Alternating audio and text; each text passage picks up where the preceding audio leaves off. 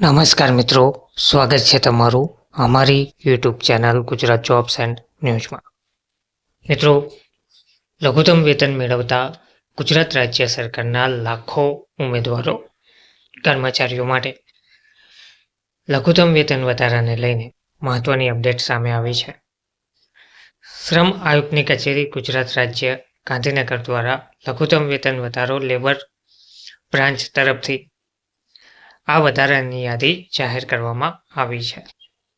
જેમાં જણાવાયું છે કે શ્રમ આયુક્ત ગુજરાત રાજ્ય ગાંધીનગર લઘુત્તમ વેતન અધિનિયમ 1948 હેઠળના ખાસ ભથ્થાની જાહેરાત, જેમાં લઘુત્તમ વેતન અધિનિયમ 1948 હેઠળ સરકારશ્રીએ જે તે વ્યવસાય માટે નિયત કરેલ મૂળ પગારના દર ઉપરાંત જીવન નિર્વાહ આંક ઉપર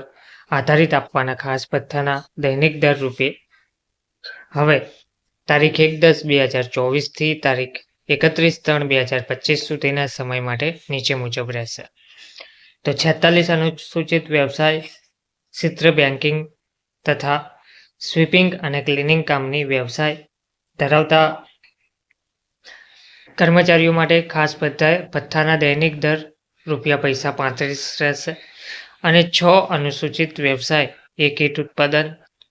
બાજરી ઉદ્યોગ, રેડીમેડ ગાર્મેન્ટ, મિલ ઉદ્યોગ, તમાકુ અને બીડી બનાવવાનો ઉદ્યોગ તથા કૃષિ વ્યવસાય માટે